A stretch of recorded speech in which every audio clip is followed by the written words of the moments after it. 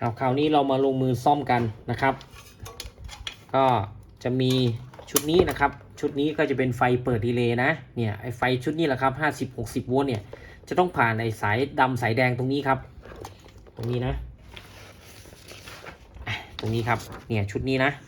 เนี่ยไอ50-60 โวลต์เนี่ยจะต้องวิ่งผ่านสายดำสายแดงนี่เข้ามาในบล็อกนี้นะครับบล็อกนี้ก็คือชุดนี้ครับชุดนี้นะเนี่ยชุดนี้ก็จะวิ่งเข้ามาตรงไหนคราวนี้ลองดูครับนี่นะก็จะวิ่งมาที่ตรงนี้ครับเนี่ยครับเนี่ยไฟประมาณ50-60 โวลต์นะครับจากหน้าเครื่องนะจากหน้าเครื่องครับก็จะวิ่งมาตรงนี้เพราะฉะนั้นถ้าเราวัดไฟตรงนี้จะต้องได้50-60 โวลต์นะครับประมาณนี้นะรีเลย์ถึงจะทำงานระบบติ๊กถึงจะทำงานได้ครับเพราะฉะนั้นเราลอยออกได้เลยเราต้องตรวจสอบก่อนว่ามีไฟมาเปิดที่ติ๊กไหมนะครับไฟมาเปิดที่ติ๊กไหมแล้วอีกส่วนหนึ่งครับคราวนี้อีกส่วนหนึ่งนะก็คือชุดนี้ผมตรวจสอบแล้วนะอีกส่วนหนึ่งครับขา8คราวนี้ขา8นี่วิ่งลงมาที่บอร์ดล่างเลยไหมนะครับเนี่ยเขาจะวิ่งผ่านเจ้าตัวสายสีนี้นะครับไม่รู้อยู่เส้นไหนนะเราลองดูครับคราวนี้เนี่ยสายเส้นนี้ครับจะต่ออยู่ที่สวิตช์ด้านหน้าเนี่ยสายเส้นนี้นะเนี่ยครับต่ออยู่สวิตช์ด้านหน้าสวิตช์ตัวนี้ครับลองดูครับผมจะดึงออกนะดึงสายเส้นนี้ออกลองดึงออกก่อนแล้วก็ไปวัดที่ขา8ของ SG3525 นะครับเขาจะปี๊ดไหมขา8นะผมจะจิ้มที่ขา8นะครับก็ดูอาจจะดูงงๆหน่อยนะนี่ขา8นะครับ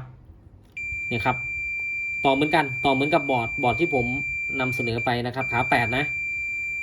พอเรากดสวิตช์ครับพอเรากดสวิตช์เลือกมาที่ติ๊กไอ้2ตัวนี้จะช็อตกันช็อตเสร็จแล้วเนี่ยขา8ก็จะวิ่งมาตรงนี้ครับวิ่งผ่านตรงนี้แล้วก็จะข้ามมาด้านนี้นะครับจากที่เราวิ่งมาด้านนี้ไม่รู้สายเส้นไหนลองดูครับเนี่ยครับสายสีดำนะเนี่ยขา8เป็นสายสีดำครับสายสีดำนะครับสายสีดำนะสายสีดำเนี่ยจะต่อที่ตรงนี้ครับจะต่อเข้ามาด้านนี้เนี่ยครับสายสีดำจะต่อมาด้านนี้พูดง่ายๆว่าต่อมาที่ทันเตอร์ชุดคู่นี้ครับพอทันเตอร์คู่นี้ทำงานเสร็จเขาก็ดึงไฟลงกาวไปเลยนะครับเนี่ยดึงไฟลงกาวไปก็เท่านั้นเองโดยประมาณนี้นะครับตรงนี้เราได้1จุดแล้วนะเราลองดูครับแล้วอีกชุดหนึ่งครับอีกคู่หนึ่งตัวนี้นะครับอีกคู่หนึ่งตัวนี้นะพอเราออนสวิตช์เสร็จเนี่ยไอ้คู่นี้ก็จะช็อตหากันครับเนี่ยไอ้คู่นี้เขาจะช็อตหากันลองดูครับเราต้องตรวจเช็คสวิตช์ว่าเขาทำงานได้ไหมเดี๋ยวเราลองดูมันจะมี2อันนะเนี่ยอันนี้ต่อขา8เขาช็อตกันไหมลองดูนะ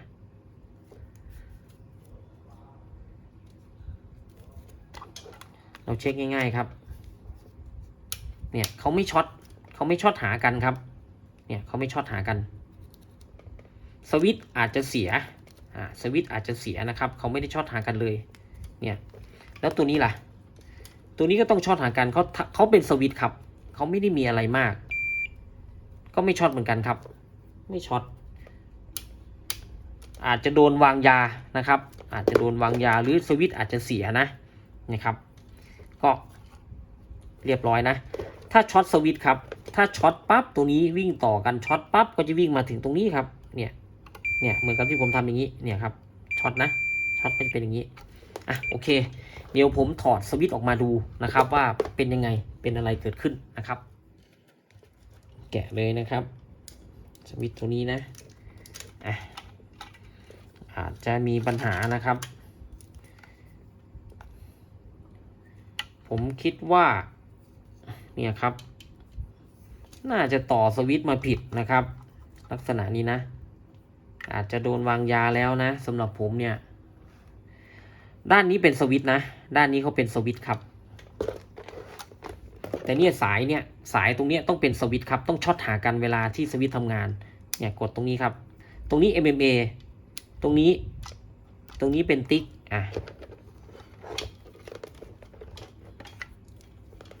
ตัวที่1นะด้านข้างครับเนี่ยด้านข้างตรงนี้นะเวลากดปั๊บสวิตช์เขาอาจจะตรงไหนทำงานนะครับ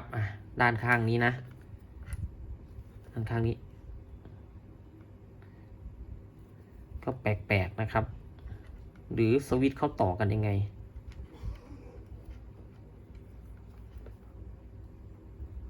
สวิตช์เสียครับเสียไหมโอเค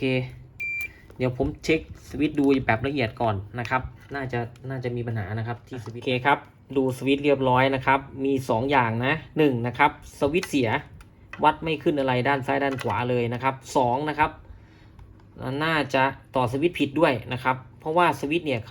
าจะอยู่ด้านข้างตรงนี้นะครับด้านข้างตรงนี้นะด้านข้างตรงนี้เอานี่มาช็อตกันไม่ได้นะครับไม่ได้นะเดี๋ยวผมจะอธิบายอีกทีหนึ่งนะครับคราวนี้ทำไงดีเดี๋ยวผมจะลองต่อข้างนอกดูนะครับว่าจะทำงานได้ไหมหรือไม่ก็โอเคเดี๋ยวไอ้ยัดตัวนี้เข้าไปก่อนนะครับยัดตัวนี้เข้าไปแล้วทดสอบไฮโวลต์ดูว่าทำงานได้ไหมนะครับเดี๋ยวผมจะพาทดสอบดูนะโอเคครับเรามาทดสอบระบบกันนะครับตอนนี้ก็คือเจ้าสวิตช์เลือกระบบนี่เสียนะครับแล้วก็ผมคิดว่าน่าจะต่อผิดด้วยนะครับน่าจะต่อผิดนะเพราะว่าเขาทำหน้าที่เป็นสวิตช์นะครับเขาจะมีสวิตช์สองตัวนะครับสวิตช์2จุดนะจุดแรกเนี่ยเป็นสวิตช์ตัวนี้ครับสวิตช์ตัวนี้ก็จะปล่อยแรงดันไฟมานะครับเนี่ยแรงดันไฟประมาณ 50-60 โวลต์นะครับตัวนี้นะอาจจะกระพริบหน่อยนะครับ50-60 โวลต์ตรงนี้นะครับก็สวิตช์ตัวนี้แหละนะครับเมื่อตัวเนี้ยเมื่อสวิตช์กดปึ้งเข้ามาตรงนี้นะครับไอ้แรงดัน5-60 โวลต์เนี่ยจะวิ่งเข้ามาในวงจรชุดไฟ24 โวลต์ได้ก็คือจะวิ่งผ่านเข้ามาตรงนี้แหละครับเนี่ยตรงนี้นะ50-60 โวลต์จะวิ่งเข้าไปในชุด24ตรงนี้ได้นะครับเพราะตัวนี้ทำหน้าที่เป็นสวิตช์เขาจะต่อมาที่เจ้าตัวนี้เท่านั้นเองนะครับตรงนี้นะจุดที่2ครับสวิตช์ตัวที่2คือตัวนี้นะครับคืออีกขาหนึ่งก็จะต่อมาที่ตรงนี้เนี่ยนี่นะตรงนี้จะต่อขา8นะครับจะต่อขา8ได้ G3325ต่อแล้ววิ่งไปฝั่งนู้นสีดำนะครับแล้วก็ลงไปที่บอร์ดด้านล่างเท่านั้นเองนะครับตอนนี้ลองดูนะตอนนี้เปิดมาเนี่ยไฟจะต้องติดเลยนะครับระบบจะต้องทำงานนะครับมีไฟออกตรงนี้นะตรงนี้เป็นไฟระบบติ๊กลงมานะครับลองเปิดดูนะ3 2 1เปิดแล้วไฟออกปกตินะครับไฟออกปกติแล้วนะตอนนี้ต่อไฟหน้าเครื่องก็ต้องออกด้วยนะครับตอนนี้ผมต่อผ่านหลอดนะครับลองดูนะมีไฟอยู่ที่33 โวลต์นะครับประมาณนี้นะผมจับผิดขั้วเท่านั้นเองนะครับ33 โวลต์นะตอนนี้ไฟออกปกติทุกอย่างนะครับแล้วไฟจุดนี้ครับไฟจุดนี้ที่จะมาเลี้ยงเจ้าตัวนี้นะครับจะยังไม่ออกลองดูนะเนี่ยจะยังไม่ออกนะครับยังไม่มีไฟออกมานะถ้าออกมาระบบติ๊กก็จะทำงานได้ครับถ้าระบบติ๊กไม่พังนะนี่ครับไม่มีไฟเลยไม่มีไฟนะจุดนี้อยู่ตรงไหนจุดนี้ก็ตรงนี้ครับเนี่ยสวิตช์จุดนี้นะเนี่ยสวิตช์จุดนี้ครับนะจุดนี้ตรงนี้นะครับจุดนี้ก็วิ่งมาที่สวิตช์ด้านนี้นะครับผมจะจำผมทำหน้าที่อันนี้เป็นสวิตช์นะลองดูนะครับตรงนี้เขาเป็นสวิตช์นะดูที่มิเตอร์นะครับขึ้นไหมปึ๊ดเข้าไปเนี่ยครับไฟขึ้น34 โวลต์เนี่ยเอาออกนะเนี่ยก็เหมือนเรากดเลือกสวิตช์ครับถ้าเรากดเลือกสวิตช์ปึ๊ดเข้ามาตัวนี้ก็ต่อกันก็เขาจะทำหน้าที่ช็อตตัวนี้เท่านั้นเองครับช็อตตัวนี้ช็อตตัวนี้นะครับช็อตเสร็จก็มีไฟวิ่งจากสีดำสีแดงตรงนี้วิ่งเข้าไปตรงนี้ครับรีเลย์ก็เปิดทำงานเท่านั้นเองนะครับอีกจุดหนึ่งครับคราวนี้อีกจุดหนึ่งก็คือด้านบนนะครับด้านบนตรงนี้นะด้านบนตัวนี้เวลาเราช็อตครับเวลาเราช็อตไปที่เราเลือกระบบไปที่เจ้าติ๊กนะครับเขาก็จะช็อตกันนะครับช็อตให้ขา8ดึงลงกราวไปเนี่ยสังเกตไฟจะหายแล้วนะครับเนี่ยพอออกนะไฟก็มาเนี่ยคราวนี้ต่อมานะครับเราจะทำให้ไฟเขาติดคือระบบติ๊กเวลาจะทำงานเราจะทำให้ไฟเขาติดเราจะต้องสั่งที่หน้าเครื่องครับกดสวิตช์หน้าเครื่องอีกทีนึงถ้ากดแล้วไฟติดก็ทำงานได้ครับกดแล้วไฟไม่ติดครับไอแผงล่างสุดที่สั่งให้ระบบติ๊กทำงานไม่ทำงานเนี่ยเสียอีกนะครับเนี่ยตรงนี้นะเนี่ยประมาณนี้นะครับตอนนี้เสียตรงไหนบ้างเสียจุดนี้ไม่มีไฟลงมานะแล้วก็อันที่2ก็คือไอชุดนี้ครับชุดนี้ผมกดเมื่อกี้กดเสร็จเนี่ย เซอร์กิต A นะครับเซอร์กิต A มีความผิดปกตินะเราต้องตรวจสอบคราวนี้สมมุติว่าผมสั่งให้ติ๊กทำงานเรียบร้อยแล้วนะครับสั่งให้ติ๊กทำงานนะทำงานได้ตอนนี้ผมจะดูว่าระบบไฟเนี่ยเขาอาร์คไหมลองดูนะลองดูครับคราวนี้ตอนนี้สวิตช์ตรงนี้ก็เปิดลองเปิดนะเปิดแล้วไฟติดนะโอเคไฟติดนะครับผมจะเอาไฟเข้าระบบติ๊กเลยนะไฟแรงสูงเข้าติ๊กนะครับจะทดสอบว่าไอ้บอร์ดติ๊กเนี่ยทำงานได้ไหมครับคราวนี้เดี๋ยวลองดูนะนี่เลยนะสายเส้นนี้นะครับเอาสายเส้นนี้ต่อติ๊กเลยนะครับต่อระบบไฟเข้าไปที่ติ๊กเลยนะครับคราวนี้ถ้าไม่ติดก็มีปัญหาเรื่องติ๊กด้วยครับทั้งสั่งงานทั้งอะไรไม่ได้นะครับเจ้าตัวติ๊กอยู่ข้างในนะครับเดี๋ยวขอหยุดกล้องนิดนึงนะต่อสายเข้าไปตอนนี้ต่อสายไฟเข้ามาเรียบร้อยนะครับสายไฟเข้าตรงนี้เข้าระบบติ๊กนะครับแล้วก็ระบบพร้อมทำงานนะครับระบบพร้อมทำงานทุกอย่างเรียบร้อยแล้วนะครับเปิดนะเปิดแล้วนะครับเปิดเสร็จพัดลมหมุนแล้วนะครับตอนนี้ไฟออกหน้าเครื่องทุกอย่างปกตินะครับแล้วก็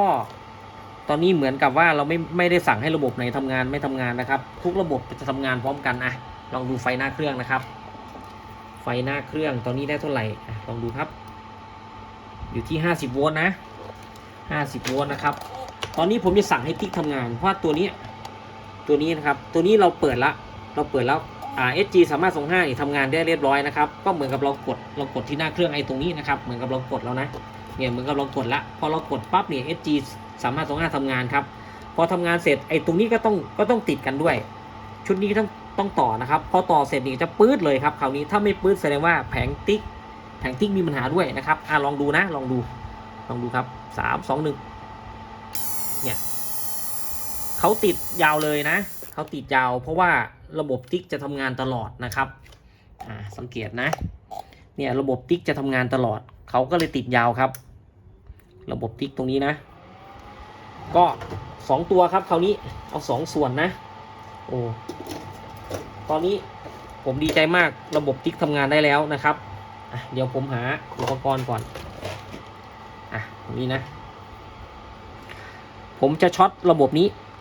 ช็อตไม่ให้ติ๊กทำงานนะครับแล้วก็สั่งตัวนี้นะครับตรงนี้นะเนี่ยเห็นไหมครับนี่นะอันนี้ต่อเรียบร้อยแล้วนะเอาออกนะครับเนี่ยติดนะครับหัวใจหลักอยู่ข้างบนนะครับ SG สามารถ25ทำงานหยุดทำงานหยุดทำงานนี่ครับประมาณนี้นะโอเคระบบติ๊กทำงานได้แต่ระบบสั่งงานของติ๊กเสียนะครับก็คือไอ้กดจากสวิตช์ตรงนี้ไม่ได้นะครับเพราะฉะนั้นต้องรื้อแผงนี้ออกมาแล้วก็สวิตช์ตรงนี้ต้องไปซื้อใหม่นะครับตรงนี้เป็นสวิตช์ตรงนี้เป็นสวิตช์เท่านั้นเองแต่สวิตช์เขาจะต่อยังไงเท่านั้นเองนะครับมี2ส่วนนะโอเคครับเดี๋ยวถอดแผงนี้ออกมาศึกษากันในส่วนของระบบที่ดึงไฟให้ขา8ของ SG สามารถ25หยุดลงกราวนะครับเนี่ยตรงนี้ครับตรงนี้เสียตอนนี้นะครับโอเคครับคราวนี้เรามาตรวจสอบในส่วนของระบบสั่งงานนะครับระบบสั่งงานก็คือจุดนี้นะครับจุดนี้นะที่ต่อลงมาเนี่ยก็จะมีสาย3เส้นนะครับสีน้ำเงินจะเป็นบวกนะครับสีน้ำเงินเป็นบวกนะตรงนี้เป็นบวกนะครับตรงนี้เป็นบวกนะตรงนี้เป็นลบนะครับส่วนสีดำเนี่ยจะเป็นขา8นะครับสีดำเนี่ยจะเป็นขา8นะขา8ของ SG นะครับขา8นะครับตรงนี้ก็จะดึงไฟประมาณ 4.9 โวลต์นะครับตรงนี้นะขา8ของ SG นะครับก็จะต่ออยู่ตรงนี้นะครับส่วนด้านนี้นะครับด้านนี้ก็จะมาจากหน้าเครื่องนะครับก็คือตัวนี้นะที่เรากดสวิตช์หน้าเครื่องนะครับเราก็ตรวจสอบนะครับเราก็ตรวจสอบทีละส่วนนะตรงนี้เขาเป็นสวิตช์นะครับเขาเป็นสวิตช์นะก็ใส่เข้าไปนะครับก็ผมต่อสวิตช์หน้าเครื่องแล้วนะครับกดนะครับก็แสดงว่าสวิตช์ทำงานได้นะครับโอเคประมาณนี้นะครับคราวนี้ระบบการทำงานเขาเป็นยังไงนะครับตัวจริงนะไฟบวกจะเข้าตรงนี้นะครับไฟบวกจะเข้าตรงนี้จากนั้นก็จะต่อจ้ำมาที่เจ้าหลักนี้นะครับเนี่ยเขาต่อกันมานะ เนี่ยต่อจำมาที่หลักนี้แล้วก็วิ่งเข้าไปในสายนะครับวิ่งเข้าไปในสายแล้วก็วกออกมาด้านนี้นะครับถ้าเราเกิดช็อตสวิตช์นะครับกดที่เจ้าตัวหน้าเครื่องตรงนี้นะกดปึ๊กเข้ามาเนี่ย2ตัวนี้ก็จะต่อหากันก็คือไฟจากด้านนี้จะวิ่งมาด้านนี้นะครับไฟตัวนี้ครับไฟตัวนี้จะวิ่งมาที่ทรานซิสเตอร์1 ใน 2ของตัวนี้นะครับก็จะสั่งให้ทรานซิสเตอร์นี้หยุดการทำงานเท่านั้นเองนะครับแล้วตัวนี้ล่ะขา8ครับขา8ตัวเนี้ยถ้าเกิดมีไฟบวกไฟลบเข้ามาตรงนี้ครับไอ้ตรงขา8ตัวนี้จะถูกดึงลงกาวไปเลยนะครับเราวัดดูง่ายๆตามนี้นะผมจะพาวัดนะตอนนี้ผมใช้โอห์มปี๊ดนะตัวนี้เป็นลบครับลบนะตอนนี้ขา8ยังไม่มีไฟเรายังไม่จ่ายไฟเข้ามาในวงจรครับเมื่อไหร่ที่เราจ่ายไฟเข้ามาในวงจรเนี่ยตรงนี้ก็จะถูกดึงลงกาวนะครับเพราะฉะนั้นขา8ตรงนี้ก็จะโอห์มปี๊ดตรงนี้ได้เลยปี๊ดยาวขึ้นมาตรงนี้ได้เลยนะครับลองดูนะอธิบายไปก็จะงงกันนะครับ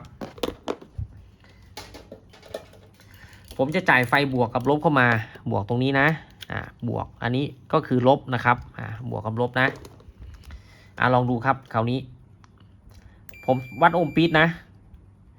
เวลาที่ชุดวงจรนี้ทำงานนะครับชุดวงจรนี้ทำงานนะ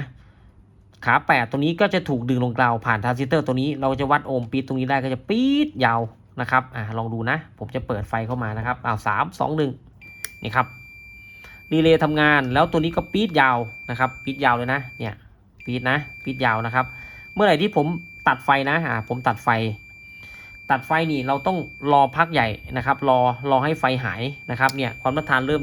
จะสูงขึ้นเรื่อยๆสังเกตดูนะครับตอนนี้ไฟเริ่มหมดแล้วนะครับไฟเริ่มหมดนะ25นะครับเอาออกนิดนึงเอาออกก่อนนะ80เนี่ยครับเรียบร้อยละความต้านทานหายแล้วนะครับก็คือทรานซิสเตอร์ตัวนี้หยุดการทำงานแล้วไม่มีไฟนะครับไม่มีไฟนะหลักการเขาเหมือนกับขา8ของ SG 3525เลยนะครับเหมือนกับแผงด้านบนนะเนี่ยประมาณนี้นะครับเดี๋ยวผมเอาวงจรให้ดูดีกว่านะครับ